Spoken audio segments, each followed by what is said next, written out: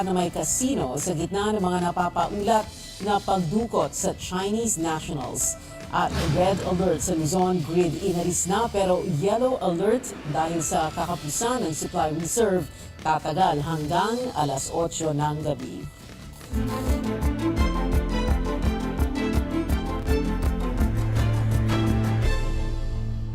Voluntaryo na lang ang pagsusuot ng face mask sa labas ng bahay o anumang gusali, nakapaloob yan sa Executive Order No. 3 ni Pangulong Bongbong Marcos. Ang iba pang panuntunan sa direktiba ng Pangulo, alamin sa report ng aming correspondent na si Rex Remigio. Ikaw na ang bahala kung gusto mong magsuot ng face mask kapag ikay nasa labas ng bahay o gusali. Pero syempre, may mga pamantayan. Dapat ikay nasa isang open space, hindi matao, at may maayos na bentilasyon o daloy ng hangin. Ibig sabihin, kung ikay nasa palengke na kadalas ay maraming tao, dapat ka pa ring magmask. Gayon din kung ikay nasa loob ng mga pampublikong transportasyon gaya ng tren, bus at eroplano. Kung ikaw na may senior citizen na o mahina ang iyong immunity, mariin ka pa ring hinihikayat na magmask. Ganoon din kung hindi pa kumpleto ang iyong anti-COVID vaccines. Ipinaliwanag ni Press Secretary Trixie Angeles ang basihan ni Pangulong Marcos sa kanyang polisiya. He had imposed a condition, and one of that is the establishment of the wall of immunity. Since we are 6% away from that, then it's time. Dismayado naman si Health Reform Advocate Dr. Tony Liacion sa naging desisyon ng Pangulo. Aniya, dapat ay sinigurado munang kalahati ng eligible na populasyon ay nakapagpa-first booster shot na. Dapat din daw ay nasa 500 na lang ang bagong kaso ng COVID kada linggo at mas mababa sa 5% ang positivity rate. It's really sad. Why? Because we based it on political pressures in the Asian region. Maaalalang sinabi ni Angeles na tumaas ang bilang ng mga turista sa mga bansa sa Asia na nagluwag ng face mask policy. Giit pa niya, muli raw nilang pag-aaralan ang executive order kung sakaling tumaas ang bilang ng kaso ng COVID. Samantala, pinalawig naman ng Pangulo ang COVID-19 state of calamity sa bansa na posibleng tumagal ng 3 buwan. Dahil dito, may extend rin ang vaccine indemnity compensation at special risk allowance para sa healthcare frontliners. Ganoon din ang emergency procurement ng mga kagamitan at emergency use authorization ng mga bakuna at gamot sa COVID. Ani Angeles, posibleng tanggalin na ang state of calamity pagdating ng 2023 kapag bumuti pa ang sitwasyon bago matapos ang taon. Rex Renitio, CNN Philippines. Pabor ang Transportation Department na panatilihin ang pagsusuot ng face mask sa pampublikong transportasyon. Yan ay dahil mataas pa rin ang naitatalang hawakan ng COVID-19 kaya hindi pa dapat maging kampante ang publiko.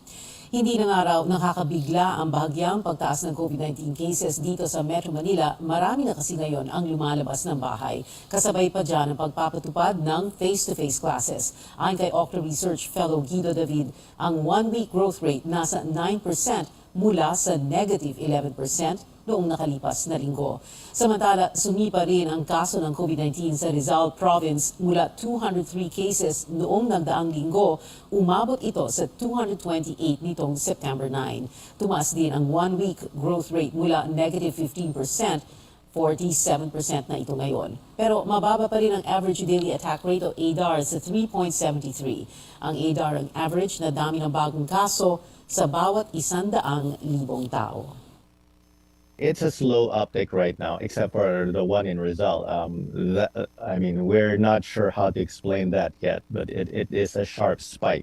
But in Metro Manila and Cavite, the growth is slow. We're not expecting it to reach alarming levels at this time, but the analysis is subject to change as we continue to monitor the numbers. It's not clear yet where this is headed. It could reverse and go to a downward trend soon, but it could also continue increasing. Matapos magluwag sa face mask policy ang Cebu at Iloilo, gagawin na ring voluntaryo ang pagsusuot ng face mask sa Negros Occidental. Pero dapat pa rin gumamit nito sa indoor spaces, mga ospital at iba pang medical facilities. Nasa 168 pa ang active COVID cases sa probinsya as of September 10. Lumabas ang desisyon mga lokal na pamahalaan bago ang executive order mula sa Malacanang kaugnay sa voluntaryong paggamit ng face masks. Gaano magiging epektibo sa paglaban ng pandemya ang voluntaryong paggamit ng face mask sa labas? Kausapin natin ngayon si infectious diseases expert Dr. Ron Solante. Magandang gabi po sa inyo, Dr. Solante. So is this going to be effective still, voluntary use of face masks outdoors?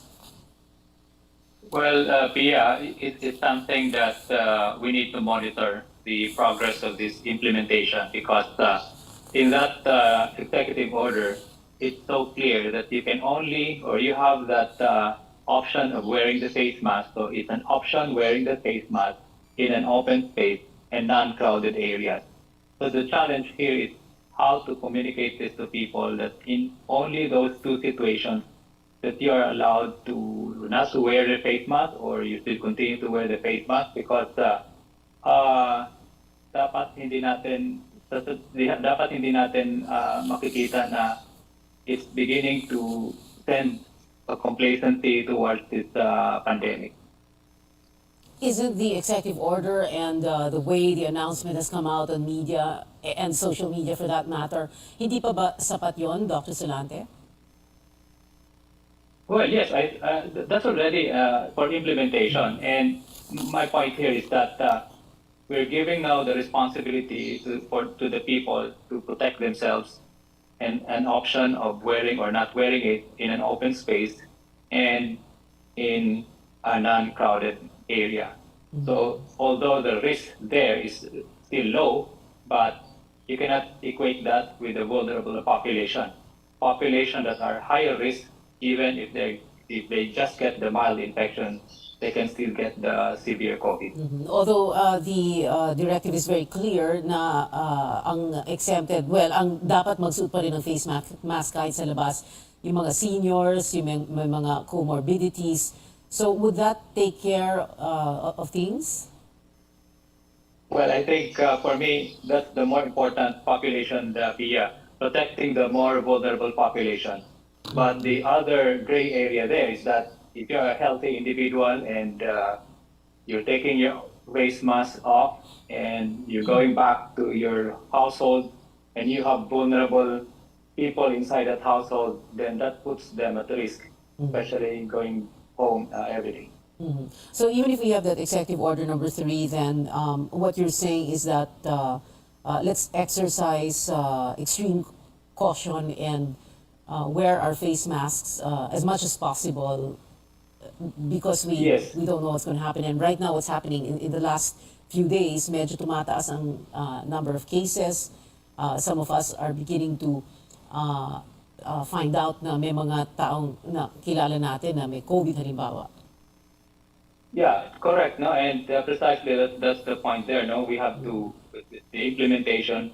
We have to put some prudence and vigilance among our population, and emphasizing the importance still of wearing the face mask even in outdoors because of current increase in the cases, and there's still community transmission of highly transmissible BA.5 subvariant of Omicron.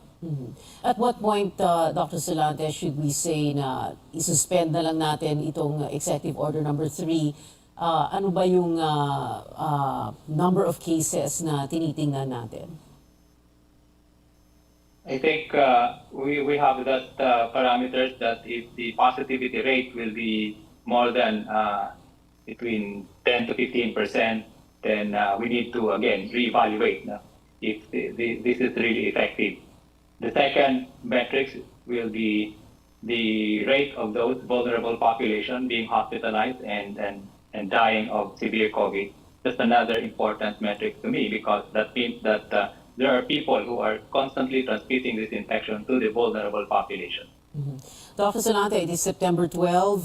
In 3.5 months, it will be Christmas, and that means maraming mga family reunions, get-togethers, Christmas parties. I know it's a bit too early, but this is the longest Christmas season in the world anyway. So marami nagpaplano na ngayon. What advice would you give? Well, I think we need to, again, be cautious about planning these gatherings because until such time that the cases are significantly go down, but for me at this point in time, it's still very important to put more on the caution part, wearing your face mask. Do not go into these gatherings if you are high risk or a vulnerable population. If you don't have the first or the second booster, particularly the elderly and the immunocompromised, and particularly those who are unvaccinated, we discourage these types of gathering and this type of event. Maraming salamat po sa inyo, Dr. Ron Jean Solante, infectious diseases expert. Thank you, sir. Hindi pa nakikita ng gobyerno ang katapusan ng COVID-19 pandemic kahit bumaba pa ang mga kaso sa bansa. Nais ng Health Department na magkaroon ng karagdagang pondo sa susunod na taon para bumili ng bakuna kontra COVID-19 na mabisa laban sa panibagong variants. May ulat ang aming correspondent, Cian Arcangel. Suportado ng DOH ang pagluluwag sa pagsusuot ng face mask sa mga bukas na espasyo pero para lamang sa mga low-risk at bakunadong individual. Sa pagdinig ng House Appropriations Committee, sinabi ni DOH Officer in Charge Maria Rosario Vergere na dapat pa rin magsuot ng face mask ang mga madaling dapuan ng sakit. Para sa DOH, maaga pa para sabihing patapos na ang pandemya kahit bumababa ang bilang ng kaso ng COVID-19 sa bansa. The state of endemicity would require that there is high population immunity, which we do not have right now. Masking will just be optional for those who are non-vulnerable. Hindi po pwede sa senior citizens, hindi po pwede dun sa may sakit, hindi po pwede sa mga bata, sa transport sector, and dapat hindi po crowded ang lugar, tsaka maayos po ang daloy ng hangin. 301 billion pesos ang nakalaan sa DOH sa panukalang budget para sa 2023. Mas mataas ng 10% kumpara sa natanggap nito ngayong taon. Kasama sa pondo ng DOH ang 100 billion pesos para sa PhilHealth. Pero ang budget ng ahensya para sa COVID response wala pa sa 25 billion pesos. Mas mababa ng mahigit 70% sa 95 billion pesos na hinihingi ng DOH. Ayon kay Vergere, kakailanganin din ng DOH ang 76 billion pesos sa 2023 para maibigay ang mga benepisyo ng health workers. Pero 19 billion pesos lang ang nasa panukalang budget ng ahensya na sasapat para lang sa 3 buwan. May mahigit 18 billion pesos ding nakalagak para rito na unprogrammed funds. Para kay Vergere, sapat ang budget para sa COVID response ng ahensya. Pero kailangan ng dagdag na pondo kung bibili ang pamahalaan ng mga bakunang mabisa sa panibagong strains.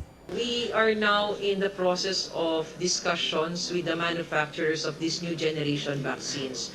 These new generation vaccines, based on their studies, would be targeting or can cover both the original strain of the COVID-19 virus and the Omicron variant. Isa pang nais mapondohan ng DOH ang 500 million peso Cancer Assistance Fund na itinakda ng batas. We did our appeal to the Department of Budget and Management, but still we were not given that approval. So ngayon po, humingi kami ng tulong and appeal to our House of Representatives to bring back the Cancer Assistance Fund.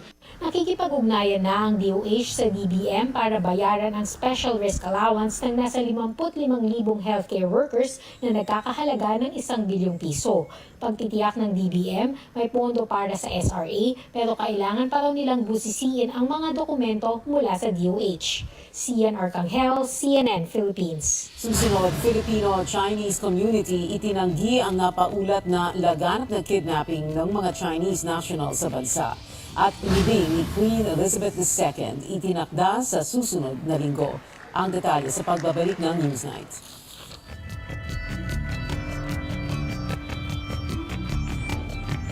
That news was brought to you by ACS Manufacturing Corporation, ISO certified world-class quality. ACS, it will light you heaven. So choose not sa baling ng barkada, GSM Blue ang kasama. We choose GSM Blue. Choose not dahil ito ang GSM Blue. Drink responsibly. Para sa sinina nga ka-bloom sa kahumot, suwayi ang Charm Fabric Conditioner. Charm Fab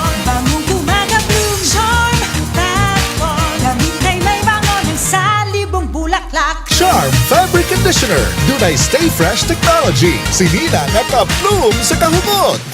Charm that bar, bangong kumaka-bloom. Charm that bar, dahil kay may bango ng sandibong bulaklak. Charm Fabric Conditioner. Manufactured by ACS Manufacturing Corporation. ISO certified, world-class quality. ACS. Pride Bar. Dili lang puti, kisla puti. Pagilabhan sa Pride Bar Blue, ang puting sinina mahimong Mas puti ito, mas puti ito, mas puti ito. sa Pride Bar Blue, pwedeng dili na ko magtina, anyel o bleach. Kay ang Pride Bar Blue, dunay power whitener nga sa kumsum sa matag hibla, mao nga sinina, kisla puti ug humok pa sa kamot. Mas puti ito, mas puti ito, mas puti ito. Pride Bar Blue with power whitener. Dili lang puti, kisla puti. Pride Bar, manufactured by ACS Manufacturing Corporation. ISO certified, world-class quality. ACS. Sa Pride Anti-Bac Detergent, limpyo ang nilaban, knockout ang bakterya. Stop ang germs sa Pride with Antibac. Linis ang labada, knockout ang bakterya. Ang Pride Anti-Bac adunay germ knockout action. Kills 99.9% of germs sa bisti sa pamilya. Stop ang germs sa Pride with Antibac. Linis ang labada, knockout ang bakterya. Pride Anti-Bac Detergent. Manufactured by ACS Manufacturing Corporation. ISO certified, world-class quality. ACS. Sa panahon ngayon, kau ba'y sigurado? Kau ba'y protektado? Ang pamilya ay i-shield mo. Laban sa bakterya, I-shield mo. laban ng antivirus, I-shield mo. Shield Bath Soap. Patay ang 99.9% of bacteria and virus tested. Believe ang mga eksperto sa Philippine Nurses Association. sa sakit protektado, I-shield mo. pamilya'y protektado. I-shield mo. Shield Bath Soap. Manufactured by ACS Manufacturing Corporation. ISO certified, world-class quality. ACS. Aminado ang Philippine National Police na mas marami ang kaso ng kidnapping ng mga Chinese national ngayong taon. Pero hindi ito kasing dami ng naiulat. Sa isang press briefing nitong Lunes, sinabi ni PNP Chief Rodolfo Azurin na mas pinaigting na nila ang seguridad sa mga kasino sa Pasay, Parañaque at Makati, kasunod ng mga ulat na ito. Ayon sa PNP Anti-Kidnapping Group, nasa 29 ang naitatalang kaso ng kidnapping simula Enero hanggang Setyembre ngayong taon. Pinakamarami dito ang Pogo-related cases na nasa 15. Kasunod ng traditional kidnapping cases na nasa 13 at may isang kasong naitala na casino-related. Makikipag-ugnayan raw ang kapulisan sa iba't ibang mga ahensya para sa mahalagang impormasyon ukol sa mga Chinese national at mga Pogo company sa bansa. We need to establish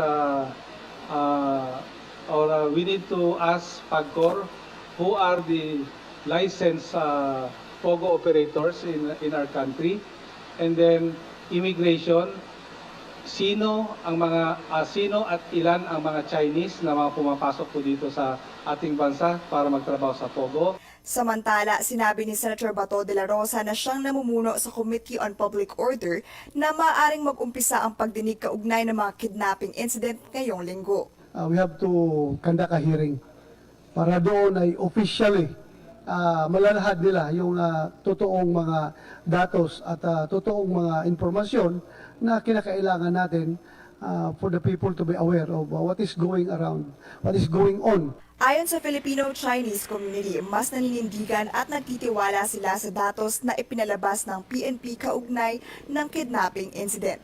Chris De Matulak, CNN Philippines.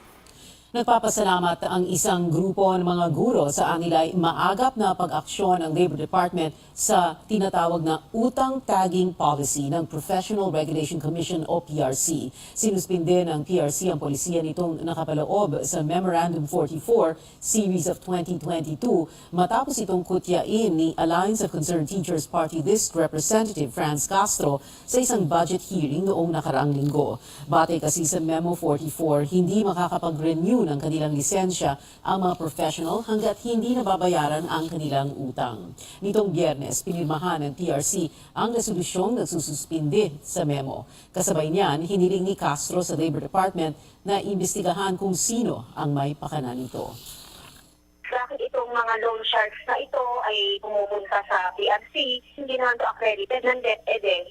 Kaya bakit sila nakakapag-influensya doon sa Committee ng Teachers Education, doon sa PRC?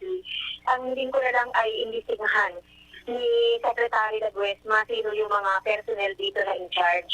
At sa Conchaba, sa pahayag ng Labor Department, pag-aaralan ng PRC ang mga proseso para matiyak na ito'y patas at mabisa.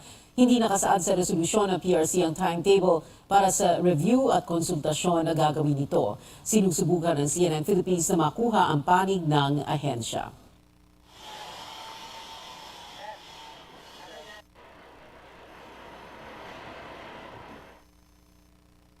Laladaan bukas ni Pangulong Marcos sa Malacanang ang isang executive order na magkokondone sa 58 billion pesos na agrarian reform debts. Ayon kay House Ways and Means Committee Chair Albay 2nd District Representative Joey Salceda, makikinabang dyan ang 654,000 agrarian reform beneficiaries na sumasaklaw sa higit 1 milyong ektarya ng mga na-award na lupang sakahan. Nakapaloob sa EO ang moratorium sa paniningil ng mga utang. Samantala, tinalakay sa meeting ng gabinete ni Pangulong Marcos kaninang umaga kung paano matatamo ng bansa ang seguridad sa supply ng pagkain. Pinag-usapan nila kung ano ang mga nagiging dahilan kung bakit hindi pa rin ito natatamo ng Pilipinas sa nakalipas na ilang dekada.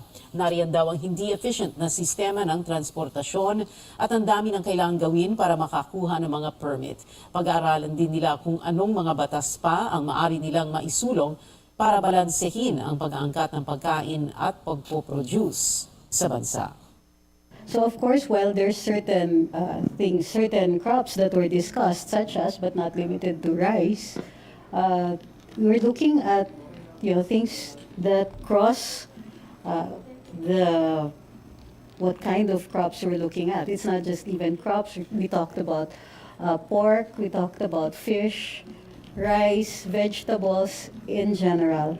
So there are several proposals, many of which we'll be happy to announce at a later date once we have all of the details. May dalawang bagay raw na nakakabagal sa tuluyang pagbangon ng ating bansa mula sa dagok ng pandemya, ang korupsyon sa gobyerno at ang matumal na pagpasok ng foreign investment sa bansa. Sa ulat ng aming senior correspondent Lois Calderon, posible raw na abutin pa ng mahigit 2 taon bago makabangon ang ating ekonomiya. May mga magkakaibang pananaw kung gaano kabilis aahon ang ekonomiya mula sa pandemya. Unang pahayag ng gobyerno, ngayong 2022 babalik na sa pre-pandemic growth ang Pilipinas. Ngunit hindi ganon kasing positibo ang mga negosyante. Sa huling survey ng global audit firm na PwC, 52% sa mga sinurvey na CEO ang naniniwalang higit 2 taon pa ang bibilangin bago tayo bumalik sa dati. Isinagawa ang survey noong Agosto kasama ang Management Association of the Philippines wala pang 100 days mula na umupo si President Bongbong Marcos. Target ng economic team na lumago ang ekonomiya sa bilis na 7% ngayong taon. Ang average growth mula Enero hanggang Hunyo, pasok na sa target na yan. Pero numero unong dahilan na ibinigay ng CEOs para sa aberya, corruption. Sariwa pa raw sa kanila ang kabi-kabilang kontrobersya ukol sa kung saan napunta ang pondo laban sa COVID-19. At hindi lahat ng negosyo ay nakapagbukas na. Ikalawa, ang inaasahang kaunting foreign direct investments. Compared to our Southeast Asian neighbors, the ease of doing business, we still have not really broke the barrier there. It is just too tough, to break this problem of corruption in different agencies, and businesses are actually feeling it. Whenever we deal with multinational companies trying to expand their business in the Philippines, trying to locate, corruption is always one of their significant factor for them to decide whether to expand or not. So is very painful for the country because the perception of corruption, perception alone erodes trust. Ayon pa sa survey, nais ng CEOs na bigyang prioridad ng Administrasyong Marcos ang pagbuwag sa korupsyon upang pumasok ang foreign direct investments. Natalo pa raw ng Vietnam ang Pilipinas pagdating sa paghikayat ng foreign investors. Start with honoring existing contracts. Ang dami-daming kontrata sa gobyerno ngayon that has been either brought to arbitration and so on and so forth, and nananalo na sa arbitration, hindi pa ine-execute. Handang makipagtulungan sa gobyerno ang CEOs, lalo na sa infrastruktura. At ang nais nila, ang Public-Private Partnership o PPP, ang maging istruktura sa kanilang magiging kasunduan. Lois Calderon, CNN Philippines. Sa susunod na Lunes, ang libing ni Queen Elizabeth II ng Britanya matapos ang 10 araw na burol sa iba't ibang lugar. Kahapon, Linggo, ay dinala ang kanyang labi mula Balmoral Castle sa Scotland kung saan siya namatay patungong Edinburgh kung saan nandoon ang official residence niya, ang The Palace of Holyrood House. Ang 3 oras na biyahe by land ay tumagal ng 6 na oras para masulyapan siya ng mga taga-Scotland. Sa biyaheng iyon ay ineskorta ng reyna ng anak niyang babae, si Princess Anne. Mamayang konti hapon sa Britanya, dadalhin sa St. Giles Cathedral ang yumaong reyna para sa isang overnight vigil. Sa susunod na araw ay inilipad ang labi niya sa Inglaterra at dadalhin sa Buckingham Palace sa London. Sa Miyerkules, Setyembre 14, ililipat siya sa Palace of Westminster. 4 na araw siya ibuburol doon hanggang sa Lunes, araw ng state funeral niya kung kailan isang prosesyon ang magaganap mula Palace of Westminster patungo sa Westminster Abbey. Doon ay magkakaroon ng state funeral service.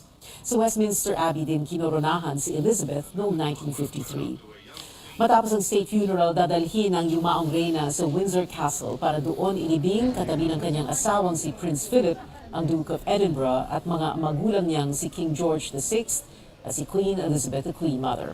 April 2021 nang mamatay si Philip. Samantala, opisyal na iprinoklama si Charles sa St. James Palace bilang bagong hari sa harap ng isang ceremonial body na ang tawag ay ang Accession Council. Matapos ito ay nagkaroon mga public announcement. Matagal nang ganito ang tradisyon sa pagproklama at pag-anunsyo ng mga may bagong hari o reyna dahil noong unang panahon ay wala namang radyo, telebisyon o internet. Dito unang kinanta ang God Save the King. 7 dekadang nakasanayan mga taga-Britanya ang God Save the Queen. Sa tamang panahon na di pa alam ngayon ay kokoronahan din si King Charles III. Ginuninta ang ika-21 adbersaryo ng 9/11 terror attack sa isang wreath-laying ceremony sa Pentagon sa Amerika. Pinangunahan niya ni US President Joe Biden. Sabi ni Biden, hindi lang ito araw ng pagsariwa, kundi, quote, a day of renewal and resolve para sa bawat mamamayan ng Estados Unidos. Inalala rin niya ang mensaheng pinadala mismo ng yumaong Queen Elizabeth II noong September 11, 2001. Sabi ng reyna, quote, grief is the price we pay for love. Nabanggit din ni Biden na wala ng banta sa Amerika matapos mapatay sa isang US drone strike si Al-Qaeda leader Ayman al-Zawahiri ngayong taon. We have an obligation, a duty, a responsibility to defend, preserve, and protect our democracy. The very democracy that guarantees the rights of freedom that those terrorists of 9/11 sought to bury in the burning fire and smoke and ash. And that takes a commitment on the part of all of us. Matatandaang nasa 3,000 katao ang namatay sa pag-atake na pinamunuan ni Osama bin Laden. Nag-crash ang hijacked plane sa World Trade Center sa New York City, Pentagon sa Virginia at sa isang field sa Pennsylvania. Abangan, mahipahayag ang isang airline para maiwasan ang pagkalat ng African swine fever. Sa pagbabalik ng Newsnight, ang listahan ng mga lugar na may port ban. At bagyong Inday malapit nang lumabas sa bansa pero habagat patuloy na magdudulot ng pag-ulan sa ilang lugar. Ito at iba pang mga istorya dito sa Newsnight. That news was brought to you by ACS Manufacturing Corporation, ISO certified world-class quality. ACS. Ang buhay ay mas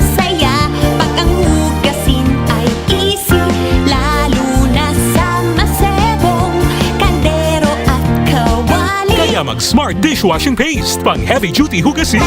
Galing, galing, galing. Smart! Yan ang Smart Dishwashing. May double tanggaling formula. Tanggal galingan sebo at bakterya. Kaya ang Smart #1 dishwashing paste. Galing, galing, galing. Smart! Yan ang Smart Dishwashing. Smart Dishwashing Paste. Manufactured by ACS Manufacturing. ISO certified. World-class quality. Para di madaling masira ang ngipin ng pamilya, ngayon pa lang. Unique toothpaste for brushing every after kumain. Dahil ang unique toothpaste, may Max Protect formula. Ngipin ay Max Alaga. Max Protektado pa. Helps stop cavities even before they start, while keeping breath fresh with regular use. Unique toothpaste for brushing para siguraduhin ngipin ay Max Alaga. Max Protektado pa. Unique. Max Alaga, Max Protektado with unique toothpaste maximum fluoride protection. Manufactured by ACS Manufacturing. ISO certified world-class quality. ACS. Boom, papaya, white rose papaya, yeah, yeah, yeah. Boom, puti ka in 7 days, oh yeah, yeah, yeah, yeah, yeah, yeah.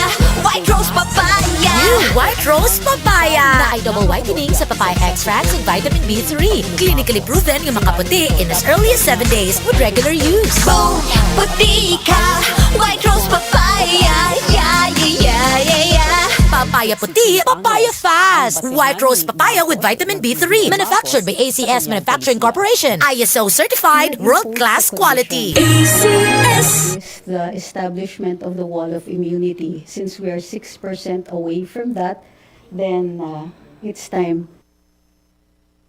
Sumailalim kanina sa red alert ang Luzon dahil sa kakapusan ng power supply dala ng mga bumagsak na planta. Ngayong alas 5 ng hapon, iniulat ng National Grid Corporation na ibinaba na ito sa yellow alert dahil hindi sapat ang power reserve hanggang alas 8 ng gabi. Kausapin natin ngayon si NGCP Assistant Vice President at Spokesperson Cynthia Alabanza. Ma'am Cynthia, magandang gabi po sa inyo.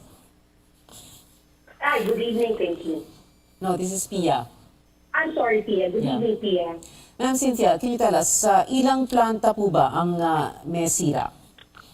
Well, as of this afternoon, meron tayo na bilang na around 13 power plants that were either on unplanned maintenance shutdown o yung bigla ang tumirik at nawala sa grid or nagbaba ng kanilang produksyon ng kuryente o tinatawag nating de-rated capacities po ang inilalabas nila. So matotal po, nasa 4,500 megawatts ang nawala sa transmission grid. Kaya po tayo napilitang maglayag ng red alert until 8 p.m. initially po for today. Okay, 13 plants, 4,500 megawatts. Pero ngayon po, still 13 plants. Ngayon po, meron tayong bumalik na mga power plants at the rated capacity. So hindi pa po rin sila full production. Ito po dalawang power plant, dalawang unit ng dalawang power plant po bumalik. Kaya po, ibinaba na natin yung red alert at in-upgrade to yellow for today. Yellow alert until 8 o'clock this evening. That's about an hour and a half from now. Is there any danger na pwedeng bumalik sa red alert? Well, ang yellow alert means you are really on the brink of going into red alert kasi kulang na yung supply to meet the next level of contingency. So, pag meron pa kung tumiyok na power plant o bigla ang tumirik o yung mga further mag-derate o bumaba ang kanilang produksyon, talagang realidad po yan na magkaroon tayo ng bagong alert status. Bukod sa repair, maintenance, how else po are we addressing the problem? Paano po tinutugunan ang problema?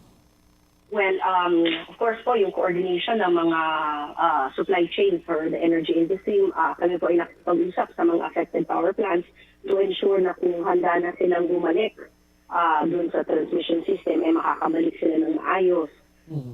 Parati po namin sinasabi na yung problema ng kuryente, hindi ho yan mariresolba ng isang bahagi ng power transmission supply, ng power supply chain. So kailangan po ayusin ng mabuti ang henerasyon, the suppliers of power generation. Tapos, of course, yung dadaanan, which is NGCP, pati na din po yung distribution utilities or our cooperatives who are the ones who distribute talaga at the consumer level. So all the three have to be strong and resilient so that hindi tayo makakaramdam ng ganitong mga disturbances along the grid. So of course, in the long term, ang kailangan natin ay more plants and other sources of energy, right? Yes, That's because very, very ideally long. po, correct. Oh, pero ang tagal Because na natin ideally, Go pinag-uusapan. ahead po. I'm sorry? Matagal na itong pinag-uusapan. Yes, actually, yeah, this has been the same song I've been singing for the last 2 years, no, that we need additional capacity in the grid so that we will not feel yung mga ganitong biglaang pagtira. Kasi, power plants like transmission facilities and distribution utilities, makina yan. They are subject to maintenance activities and they will break down occasionally. It's a fact, no, na hindi mo talaga may iwasan. Definitely. Oo. Yeah, so to mitigate it, para hindi natin maramdaman as consumers, we need to have enough replacement power. Right. Yung Backup. pamalit dun sa nawawala. Oo. Backup, in other words, no? Correct. More than a backup because meron kasi sila Multiple tinatawag na sources. backup. Dapat above backup kasi the backup like a spare tire, pagkatapos mo gamitin, kailangan ibabalik mo kaagad. You cannot run on the spare. So you have to have replacement after you run your spare. Okay. So that's the ideal situation. And really it considers concerted effort sa industry players kasi may gestation period ng mga power plants, 3 to 7 years. So what we're using now should have been sufficiently planned 3 to 7 years ago. Okay, dapat forward thinking, forward planning. Yes. Yes. So hanggang kailan tatagal itong alert status, you think? Is there any way that we can estimate? Well, we're working together with the power plants who are trying to get back online, particularly the 2 power plants that are on the rated capacities na pumasok today. So sana makabalik sila.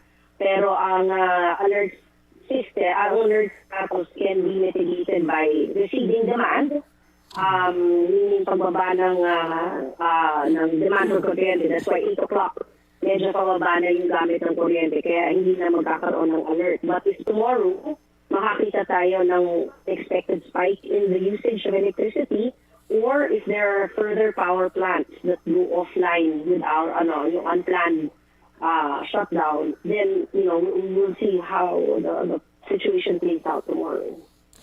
Cynthia Alabanza, spokesperson at NGCP Assistant Vice President. Maraming salamat sa iyo, Cynthia. Thank you, Pia, and good evening. Nakinakit ang Philippine Coast Guard matapos tila masermonan ni Senator Amy Marcos. Nais makausap ng Coast Guard ang senadora para linawin ang kanilang papel sa West Philippine Sea, partikular sa pakikitungo sa Chinese Coast Guard. May report ang aming senior correspondent David Santos.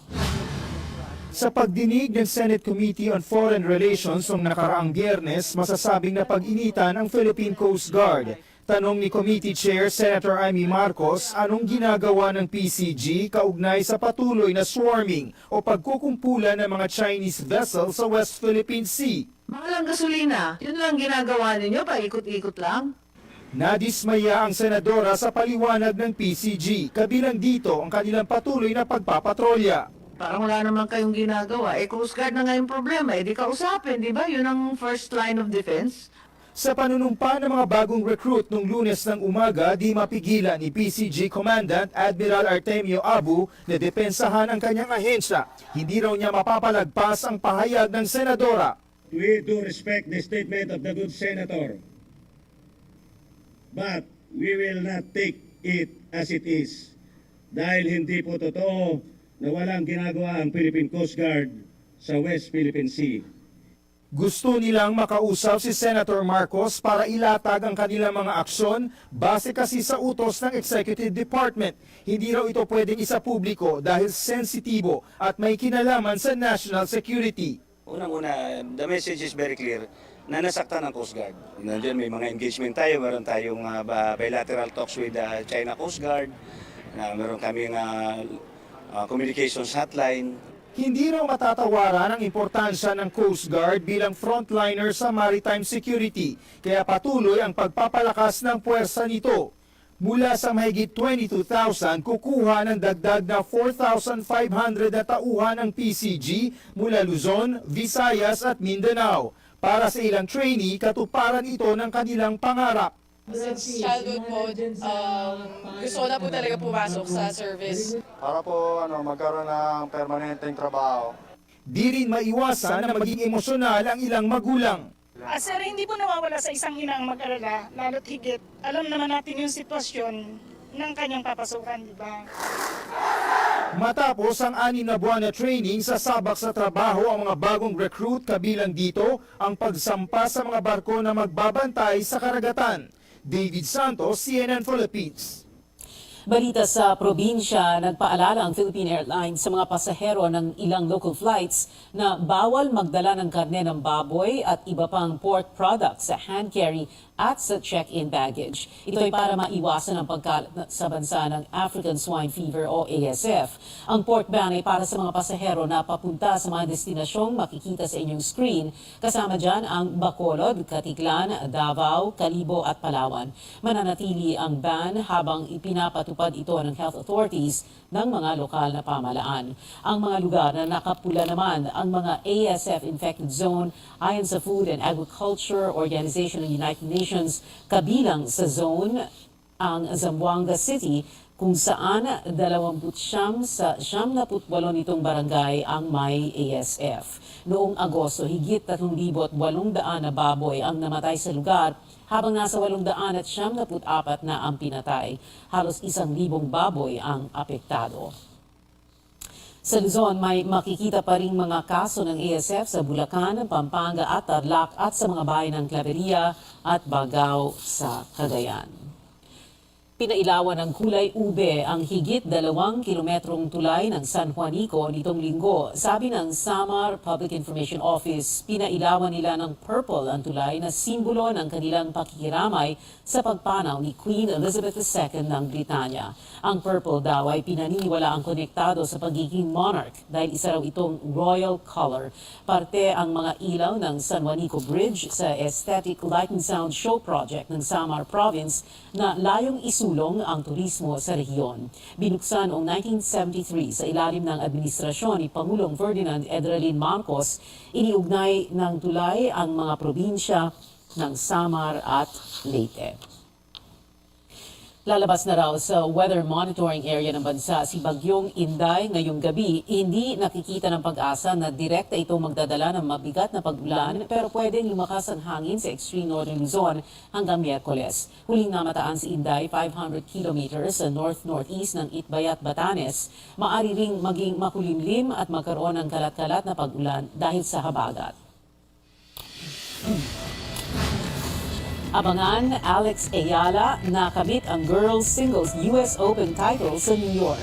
At EJ Obiena muling nanalo ng gold medal sa Liechtenstein, manatiling nakatutok sa CNN Philippines.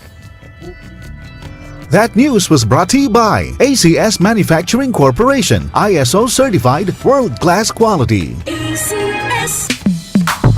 Sa panahon ngayon, kau ba'y sigurado? Kau ba'y protektado? Ang pamilya ay i-shield mo. Laban sa bakterya, I-shield mo. laban ng antivirus, I-shield mo. Shield That Soap. Patay ang 99.9% of bacteria and virus tested. Bilib ang mga eksperto sa Philippine Nurses Association. sa sakit protektado, I-shield mo. pamilya protektado, I-shield mo. Shield That Soap. Manufactured by ACS Manufacturing Corporation. ISO certified world-class quality. ACS. Para di madaling masira ang ngipin ng pamilya, ngayon pa lang. Unique toothpaste for brushing every after kumain. Dahil ang unique toothpaste, may Max Protect formula. Ngipin ay Max Alaga, Max protektado pa. Helps stop cavities even before they start, while keeping breath fresh with regular use. Unique toothpaste for brushing para siguraduhin ngipin ay Max Alaga, Max protektado pa. Unique Max Alaga, Max Protectado with unique toothpaste maximum fluoride protection. Manufactured by ACS Manufacturing. ISO certified world-class quality. ACS. In the life you have a star. So choose not. Saban ng barkada, GSM Blue ang kasama. We choose GSM Blue. Choose not strong.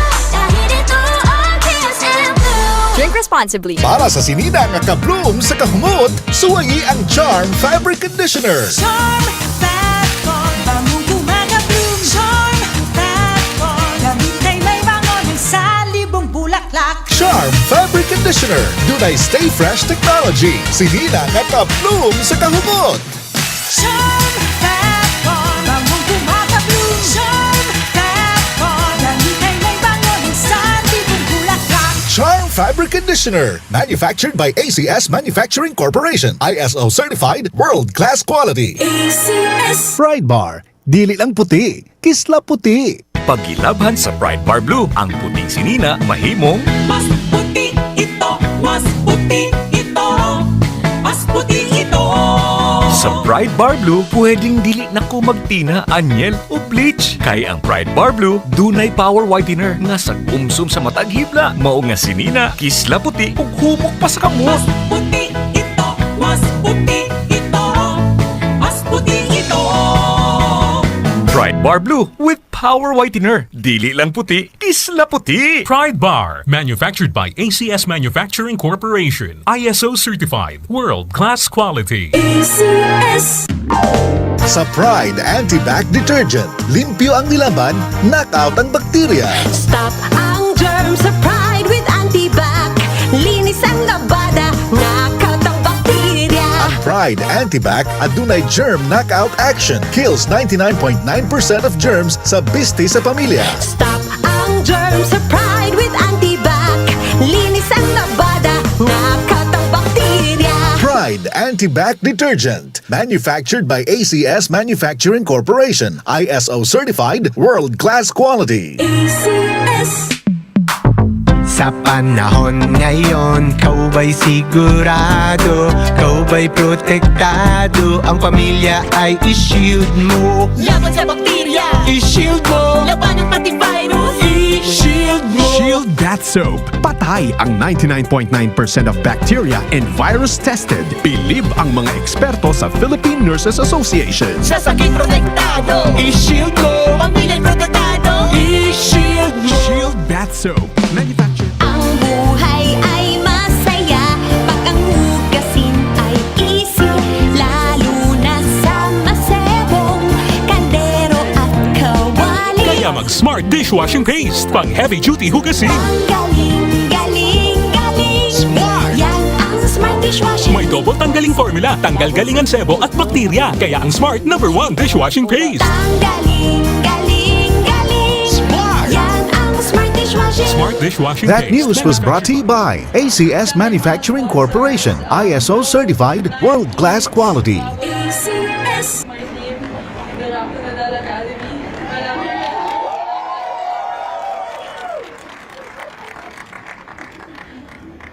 Buong puso ko itong ipinaglaban. Hindi lang para sa sarili ko, kundi para makatulong din ako sa kinabukasan ng Pilipinas. So, hindi lang ito panalo ko, panalo natin. Sabi ng Sports Commission Chairman na si Nolly Ayala, ipinakita ni Alex sa Grand Slam event ang lakas ng Pinoy spirit. Isa pang Pinoy pride, matagumpay ang pagtatapos ng pole vaulter na si EJ Obiena sa 7-tournament stretch niya sa Europe matapos muling mag-uwi ng isa na namang gold medal. Panalo si Obiena sa Golden Fly Series sa Liechtenstein nang nagawa niyang tumalon ng 5.71 meters. Ito na ang pandimang gold sa pangalawang bahagi ng kanyang 2022 season. Nagpa siyang maglaro sa Japan Basketball League ang dating PBA star na si Matthew Wright, pero sabi niya sa sports desk ng CNN Philippines, mahalaga sa kanya ang makapaglaro pa rin sa Gilas, Pilipinas. Dagdag ni Matthew, may clause sa kontrata niya para sa Kyoto Hanariz na pwede siyang maging bahagi ng Gilas ulit kung sakaling tawagin siya. I made sure that was, put in the contract and made sure that was understood by the team before they even signed me that, Gilas is a huge part of my life. Sinabi din ni Matthew, bukas pa rin siyang maglaro sa PBA ulit. Ipinagdiwang ang Grandparents' Day kahapon, pakinggan natin ang kwento ng ilan sa kanila at ang mga isinusulong na batas para sa mas magandang benepisyo mula sa gobyerno. May ulat si Stanley Cajete. Alaala na kung ituring ngayon si Lola Francisca Susano. Yumao siya noong November 22, 2021 sa edad na 124. Lola, namimiss ka namin. At saka hindi namin makalimutan, Lola, yung mga paalala mo sa amin, na mga tinuro mo sa amin. Tinanggap ng Guinness Book of World Records ang ebidensya para kay Lola Francisca bilang pinakamatandang namumuhay sa mundo noong 2021 pero vina-validate pa rin ito. Ang anak ni Lola Francisca na si Nanay Magdalena umabot naman sa edad na 102 bago pumanaw. Sa lagi ng bitsin, wala sa kakaon ng karning baboy, gulay lang. Wala niya ginadibdib ang problema niya. Pero hindi na natanggap ni na Lola Francisca at Nanay Magdalena ang mga benepisyong nararapat para sa kanila. Mayroon ng National Commission on Senior Citizens na tutugon sa kapakanan ng mga nakatatanda at may mga karagdagang batas rin na isinusulong lalo na sa mga edad 100 pataas. Naiakyat natin sa Senado yung ating bill ng Centenarian Act wherein ang lahat ng senior citizens na aabot sa edad na 80 years old ay makakatanggap ng 25,000 and every 5 years thereafter. At yung original na 100,000 na funded in the age of 100 years old, makakatanggap pa rin sila ng 100,000. Bukod pa rin sa ating idinagdag na tinatawag nating bonus, na pagdating ng 101 years old, makakatanggap ng 1 million.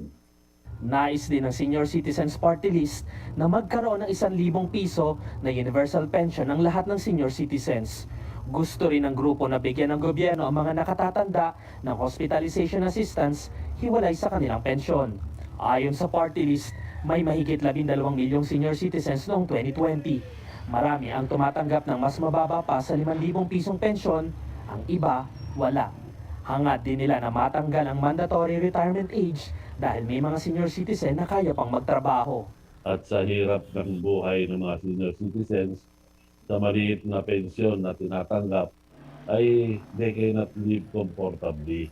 So naghahanap pa rin sila ng additional income para matustusan yung everyday consumption ng kanilang pamilya. Kung madaragdagan ang mga benepisyo ng senior citizens, isa si Lola Merlinda Sumagaysay sa mga makikinabang. Dasal niya, humaba pa ang kanyang buhay. Wala naman kasi kaming ibang kasama. Siya na. Nagtatrabaho yung tita ko tsaka yung mama ko nasa probinsya. Sana mag-ayos lang ang amon katawan, magandang kanabukasan. Happy Lola Sinay. Thank you. Thank you sa pag-aalaga, sa pagmamahal sa amin. Stanley Gete, CNN Philippines. Nag-post ang aktor na si Donnie Pangilinan ng kanyang pinakaunang video blog sa YouTube matapos ang 1 taon. Tampok ang kanyang girlfriend na si Belle Mariano sa video kung saan magkasama nilang nilibot ang isang golf course sa Amerika. Nanggaling daw ang dalawa sa New York at ngayon ay namamasyal sila sa San Francisco. Kinilig naman ang mga netizens sa kulitan ng love team on cam habang nakasakay sa golf cart. Pinost ng isang netizen na si @LamourDB ang sweet na photo ng tambalan. Samantala, si @AG Belinda kinainggit ang best friend/love relationship ng Don Bell. Si @Shaka Puso naman pinuri ang glowing na kagandahan ni Bell. Pasiklaban ang iba't ibang fandom sa pagboto or sa kanilang pambato sa 2022 Break to Do Awards sa Brazil. Nagsimula na kasi nung Sabado ang online voting para sa iba't ibang nominasyon ng global music artists. Sa international group category, nominado ang K-pop giant na BTS, ang K-pop sensation SB19 at K-pop girl group na Blackpink. Was it honestly the best? Cause I just wanna see the next 부지런히 지나온 어제들이 속겠지 마련할게 The past was honestly lately I've been feeling disconnected Losing energy, bury me Let me read you for it in my own time I'm ready for love Tell me when you're ready, cause I'm ready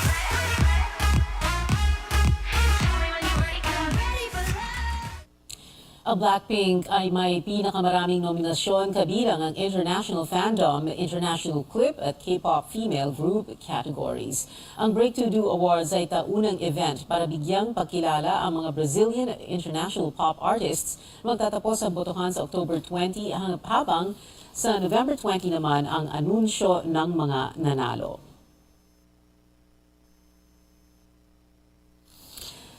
Nandito na ang pinaka-aantay na Manila International Book Fair 2022. Gaganapin yan sa September 15 hanggang September 18 sa SMX Convention Center. Libre ang event. Mag-register lamang sa manilabookfair.com. On-site ang kanilang exhibit at magkakaroon ng maraming exhibitors kabilang na ang ilang independent publishers. Andyan ang ABC Educational, Pawikan Press, Isang Balangay Media Productions, at marami pang iba. At bago tayo magtapos, kinumpirma ni Press Secretary Trixie Cruz Angeles ang pagkakatalaga kay Attorney Norman Garcera Tancinco bilang Commissioner ng Bureau of Immigration. At yan ang kailangan niyong malaman ngayong Lunes at 12 ng Setyembre. Magkita-kita ulit tayo bukas dito sa CNN Philippines. Ako si HONTIVEROS at ito ang Newsnight. Para di madaling masira